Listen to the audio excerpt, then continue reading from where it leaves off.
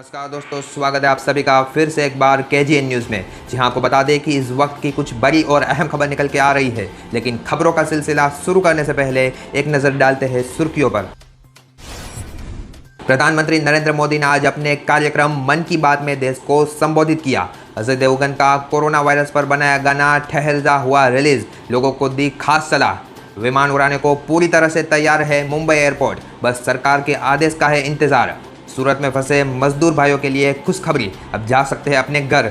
रमज़ान के पाक महीने में अस्पताल में रोज़ा रख रहे हैं मुस्लिम कोरोना मरीज। कोरोना को हरा चुके ब्रिटिश प्रधानमंत्री कल से लौटेंगे काम पर, बोले हाथ तो मिलाता रहूँगा।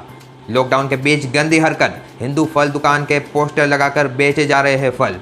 उर्वशी रौतेला का Facebook account hack, Mumbai police ने दर्ज किया मामला। अभिनेता इरफान खान की मां सईदा बेगम का जयपुर में निधन, लॉकडाउन की वजह से सुपुर्द खाक में शामिल नहीं हो पाए इरफान खान। कोरोना से मुंबई पुलिस में पहली मौत, अब तक राज्य में 96 पुलिसकर्मी है संक्रमित।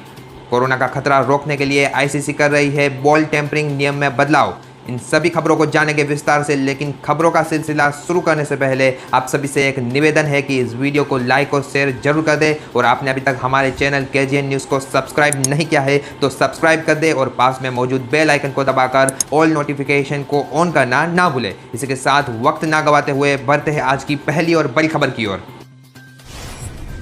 आज की पहली और बड़ी खबर है कि प्रधानमंत्री नरेंद्र मोदी ने आज अपने कार्यक्रम मन की बात में देश को संबोधित किया। मोदी जी ने अपनी मन की बात कहते हुए कहा कि रमज़ान का पवित्र महीना शुरू हो चुका है। रमज़ान का महीना देश के लिए एक अवसर है। इस रमज़ान को संयम, सद्भावना, संवेदनशीलता और सेवा भाव का प्रतीक बनाए। इस बार हम पहले से ज़्यादा इबादत और दुआएं करें ताकि ईद आने से पहले पूरी दुनिया कोरोना से मुक्त हो जाए। PM ने आगे कहा कि कोरोना की वजह से बदलते हुए हालात में मास्क भी हमारे जीवन का एक हिस्सा बन गया है। वैसे हमें इसकी आदत कभी नहीं रही थी, लेकिन हमारे आसपास के बहुत सारे लोग हमें मास्क पहने हुए अभी दिख रहे हैं। इसका ये मतलब ना समझा जाए कि जो लोग मास्क लगाते हैं वो लोग सभी बीमार हैं। प्रधानमंत्री ने कोरोना महामारी के खिलाफ सभी राज्य सरकार के योगदान की सराहना की। प्रधानमंत्री ने कहा, जब विश्व भर के नेता कोरोना वायरस महामारी के बीच भारत द्वारा सहायता मुहैया कराने के लिए भारत और उसके लोगों का धन्यवाद करते हैं तो मुझे बहुत गर्व महसूस होता है। मोदी जी ने कहा कि हमारे समाज में एक और बड़ी जागरूकता ये आई है कि अब सभी लोग ये समझ रहे हैं कि सार्वजनिक स्थानों पर थूकने के क्या नुकसान हो सकते हैं। अब वो समय आ गया है कि इस बुरी आदत को हमेशा हमेशा के लिए खत्म कर दिया जाए।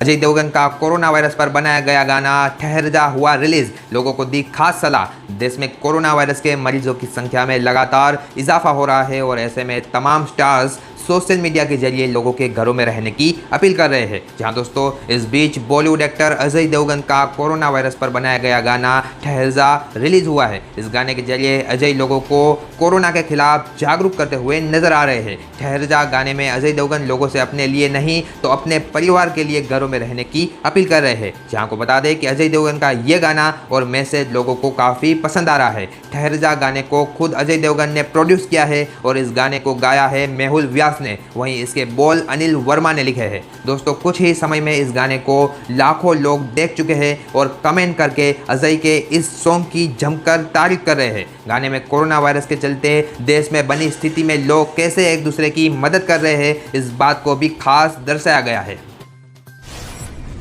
विमान उड़ाने को पूरी तरह से तैयार है मुंबई एयरपोर्ट, बस सरकार के आदेश का है इंतजार। जी हाँ दोस्तों, अब मुंबई एयरपोर्ट ने कहा है कि वो हवाई सेवा फिर से शुरू करने के लिए पूरी तरह से तैयार है। मुंबई एयरपोर्ट ने कहा है कि उन्होंने हवाई सेवा शुरू करने से सभी इंतजाम पूरे कर लिए हैं। एयरपोर्ट अथॉरिटी के मुताबिक यात्रा के दौरान की सभी सुरक्षा तैयारियों का जायजा लिया जा चुका है। इस दौरान छत्रपति शिवाजी महाराज इंटरनेशनल एयरपोर्ट मुंबई की तरफ से हवाई सफ़र करने वाले यात्रियों के लिए कुछ दिशा निर्देश जारी किए गए हैं। हालांकि एयरपोर्ट अथॉरिटी ने साफ कर दिया है कि वो अभी ये नहीं कह सकते हैं कि विमान सेवाओं को कब तक शुरू किया जाएगा। जी आपको बता दें कि एयरपोर्ट पर 1.5 मीटर की दूरी पर मार्किंग की गई है और एयरपोर्ट अथॉरिटी की ओर से इन दूरी का विशेष ध्यान रखने को कहा गया है। इसके अलावा यात्रियों को सलाह दी गई है कि वो एयरपोर्ट पर काम कर रहे कर्मचारियों से कम बातें करें और ऑनलाइन चेकिंग का इस्तेमाल करें, जिससे उन्हें किसी भी तरह की कोई दिक्कत का सामना ना करना पड़े। वहीं एयरपोर्ट अथॉरिटी की ओर से यात्रियों से अनुरोध किया गया है कि अभी कुछ महीनों तक सफर के दौरान कम से कम सामान लेकर ही यात्रा करें। इसी के साथ एयरपोर्ट में परिसर में सोशल डिस्टेंसिंग का पालन करें और भीड़ के साथ एयरपोर्ट पर आने से बचें।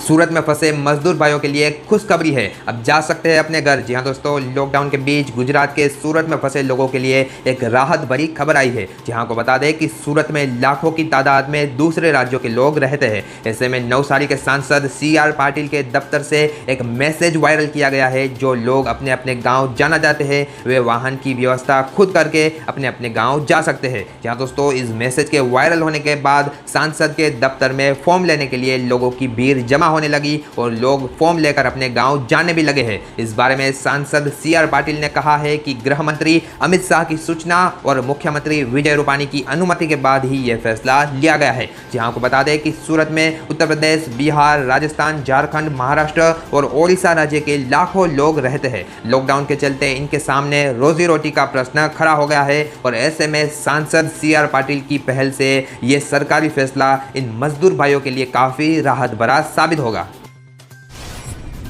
रमज़ान के पाक महीने में अस्पताल में रोज़ा रख रहे हैं मुस्लिम कोरोना मरीज। जी हाँ दोस्तों, कोरोना वायरस के मरीजों की संख्या में लगातार इजाफा देखने को मिल रहा है। जिन लोगों में कोरोना वायरस के लक्षण दिखाई देते हैं उन्हें अस्पताल में भर्ती कराया जा रहा है। इस बीच रमज़ान महीने में मुस्लिम मरीज अस्पताल में ही रोज़ा रखते हुए नजर आ रहे हैं। यहाँ को बता दें कि रमज़ान का मुक़द्दस महीना शुरू हो चुका है। ऐसे में कोरोना वायरस से संक्रमित हुए मरीज रमज़ान के इस पवित्र महीने में अस्पताल में ही रोज़ा रखते हुए नजर आ रहे हैं और अपनी नमाजें अदा कर रहे हैं। दरअसल हम आपको जो तस्वीर दिखा रहे हैं वो गुजरात के अहमदाबाद की है, जहां को बता दें कि मुस्लिम मरीजों ने अहमदाबाद सिविल कोविड अस्पताल में अस्पताल अधिकारियों से रमज़ान के महीने में रोज़ा रखने की अनुमति मांगी थी, जिसके बाद अस्पताल ने उन सभी लोगों का अनुरोध स्वीकार कर लिया है। कोरोना को हरा चुके ब्रिटिश प्रधानमंत्री कल से लौटेंगे काम पर, बोले हाथ तो मिलाता रहूंगा। जी हाँ दोस्तों, ब्रिटेन के प्रधानमंत्री बोरिस जॉनसन इलाज के बाद कोरोना वायरस के संक्रमण से ठीक हो चुके हैं। वहीं वो सोमवार से काम पर लौटने के लिए पूरी तरह से तैयार है। जी हाँ, आपको बता दें कि कोरोना वायरस से संक्रमित होने के बाद बोरिस जॉनसन 2 हफ्ते तक अस्पताल में भर्ती थे। स्वस्थ होने के बाद बोरिस जॉनसन आत्मविश्वास से भरे हुए नजर आए हैं। एक न्यूज़ एजेंसी रॉयटर्स से बात करते हुए उन्होंने कहा है कि कोरोना वायरस उन्हें किसी से भी हाथ मिलाने से नहीं रोक सकता। पीएम बोरिस जॉनसन ने कहा, मैं बताना चाहता हूं कि मैं सबसे हाथ मिला रहा हूं। मैं दूसरी रात एक अस्पताल में था जहां वास्तव में कुछ कोरोना वायरस के मरीज थे और मैंने हर किसी के साथ हाथ मिलाया था। आपको ये बात जानकर खुशी होगी कि मैं फिर एक बार कह रहा हूं कि मैं हाथ मिलाता रहूंगा। लॉकडाउन के बीच गंदी हरकत, हिंदू फल दुकान के पोस्टर लगाकर बेचे जा रहे हैं फल। जी हाँ दोस्तों, झारखंड के जमशेदपुर में पुलिस ने कुछ ऐसे फल दुकानदारों के खिलाफ मुकदमे दर्ज किए हैं जिन्होंने विश्व हिंदू परिषद द्वारा अनुमोदित फल दुकान के बैनर लगाए हुए हैं। जमशेदपुर पुलिस का मानना है कि दुकानदारों के खिलाफ हिंदू शब्द का गैर उपयोग करने के लिए केस दर्ज किया गया है, क्योंकि ये सामाजिक सौहार्द बिगाड़ने की एक नापाक कोशिश है। जहाँ को बता दें कि दुकानों पर लगे बैनरों पर भगवान राम और शिव की तस्वीरें हैं, उसके नीचे दुकानदारों के पते दर्ज किए हुए हैं। ऐसे बैनरों की तादाद हाल दिन बर दिन बढ़ती हुई नजर आ रही है, खासकर उस अफवाह के बाद जिसमें कहा गया था कि एक विशेष समुदाय के लोग कोरोना महामारी फैलाने के लिए फल और सब्जियों पर थूक लगा रहे हैं। उर्वशी रौतेला का फेसबुक अकाउंट हुआ हैक, मुंबई पुलिस ने दर्ज किया मामला। जी हाँ दोस्तों, उर्वशी रौतेला का फेसबुक अकाउंट हैक हो गया है और इस बात की जानकारी खुद उर्वशी ने अपने ट्विटर अकाउंट के जरिए दी है। उन्होंने अपने फैन से अपील करते हुए कहा है कि वे अपने फेसबुक अकाउंट के जरिए की जाने वाली किसी भी पोस्ट का जवाब ना दे। जी हाँ, आपको बता दें कि उर्वशी ने फेसबुक अकाउंट हैक की बात तब महसूस की जब उनके अकाउंट से कुछ पोस्ट की गई जिनमें कुछ अश्लील सामग्री भी शामिल थी, जिसके बाद इस मामले में साइबर पुलिस सेल में शिकायत दर्ज की गई है। मुंबई पुलिस ने उर्वशी को ट्विटर पर सूचित किया है कि पुलिस द्वारा उनकी शिकायत साइबर पुलिस स्टेशन को भेज दी गई है। दोस्तों, Bollywood actress Urvashi Rautela social media पर काफ़ी मशहूर है। वहीं फेसबुक, इंस्टाग्राम और ट्विटर जैसे प्लेटफॉर्म पर उनकी बहुत बड़ी फैन फॉलोइंग है।